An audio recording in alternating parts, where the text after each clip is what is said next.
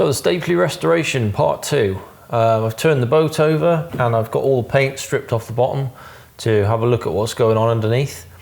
We've also got a bit of interesting history about the boat, so I'm going to fill you in on that whilst I get started on the work.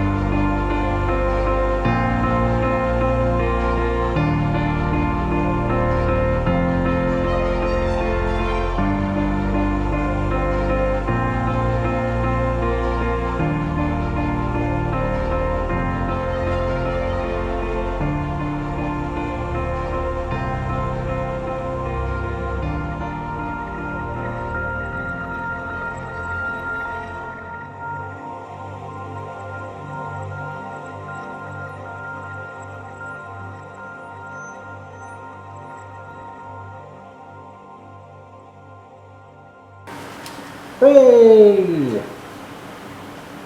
So her history then. I've been in touch with Neil Holmes, whose family originally owned and raced the boat, and he's very kindly given me some history on this boat itself, and also a bit of history about the way that the Stapleys were built, because he worked for Ray Stapley.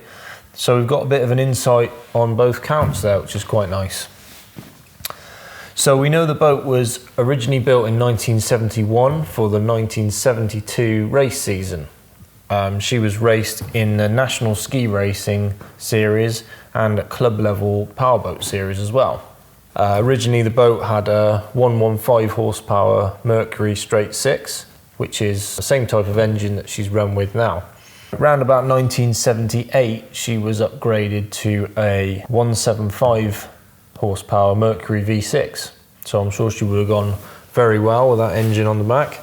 Originally she had no power trim at all, it was just manually trimmed, and she was steered via a cable system to have zero backlash in the steering. She always had trim tabs fitted from new, and still runs with trim tabs now, so that's an original feature as well. The name Pisces, which we thought was the original name, Neil's confirmed that that is the case. She was called Pisces from new, and the reason for that was that Dennis's wife was a Pisces star sign, so that's where that name comes from. So nice to find out some history on that. So we've got a bit more information about the construction of these boats as well. As I say, Neil used to work for Ray Stapley, so we've got some information from him. And the owner of the boat has also been in touch with John Stapley, whose father was Ray Stapley and built this boat. So we've got a bit of information there as well, which kind of clarifies some of the questions we had about the construction. So first of all, Ray pretty much built all of his hulls, as far as we're aware, himself. Some of the very early hulls were bought from Tremlets and modified, but that was only a handful of the really early boats. The Tremlets suffered with delamination, which is what we've seen in some of the Tremlets versus Stapleys of this kind of age now. The Stapleys seem to last much better. And that's obviously testament to the way that Ray built these. They're much better built boats than the Tremlets. And that's down to a couple of differences, I think. So the glue used was definitely different. We think it was a Cascamite type glue used for the veneers on Tremlets. And the glue used with the Stapleys was an Aerolux 500 glue, also known as a slang term as beetle glue. Apparently one of the reasons that Ray Stapley stopped building the wooden boats was that he could no longer get the glues. Because beetles were actually used in the production of the glue, that came to an end probably around about the late 70s, I would think. I think that also offers some explanation as to why these have got more layers than the Tremlets. So the Tremlets are standard with 3 layers with an optional 4, possibly 5 in some cases for the race boats. The Stapleys were 5 layers for standard power boats and 6 layers for the ski race boats. So they were much thicker hulls. I don't know if anybody else noticed the error that I made in the first video when I said that this was 6 layers and that made it 12 mil. It actually is 18 mil because they're 3 mil veneers. So one person did notice it, thanks Rob. And I don't know if anybody else saw it, but just a little correction there. We also on this boat have the inner spray rails that are cut a little bit short. You might be able to just see that in this shot. That was done on the ski race boats to keep a little bit more of the back end of the boat in the water and just flatten out the top of the waves for the skier behind.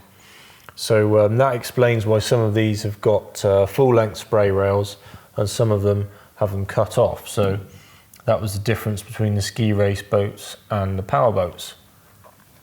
One thing we're going to do with this boat as part of the restoration is re-extend the spray rails right back to the transom and hopefully maybe get a little bit more speed out of the boat and give it a bit more control at speed as well.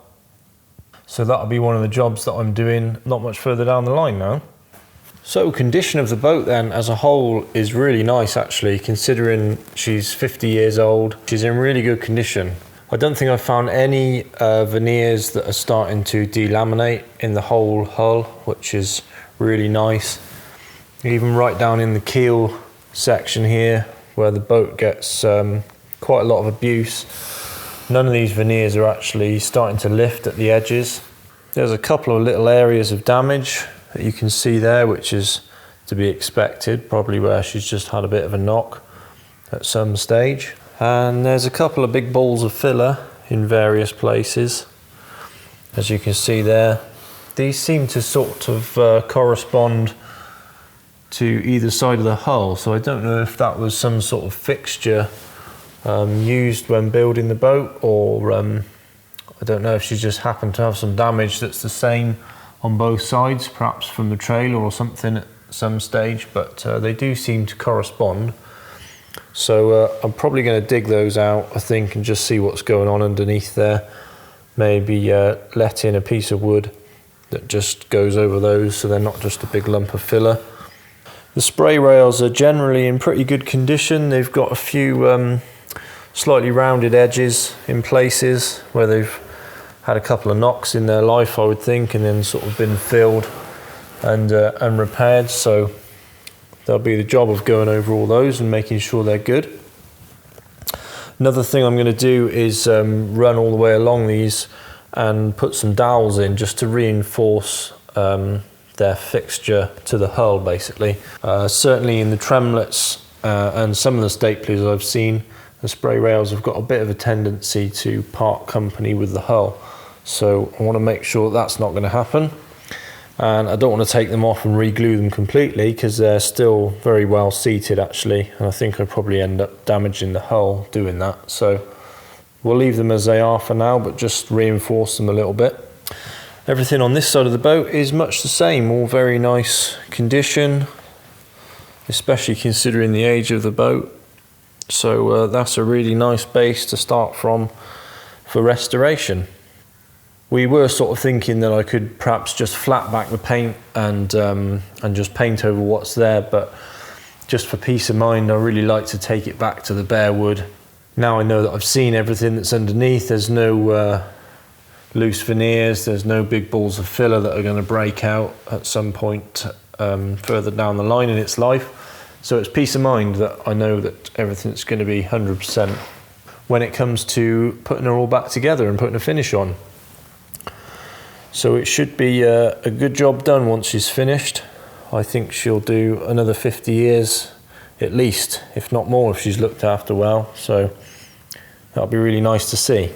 So that's pretty much it for now. Over the next couple of weeks, I'm going to be getting on with just doing the preparations to get the hull ready for finishing. So that's going to be strengthening the spray rails, extending those, plugging the spray rails. I'll do any little bits of filling and repairs that are needed on the veneers, and then we'll be getting the hull ready to start putting some paint back on it.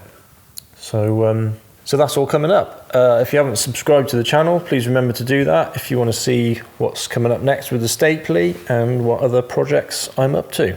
So thanks very much for watching. See you next time.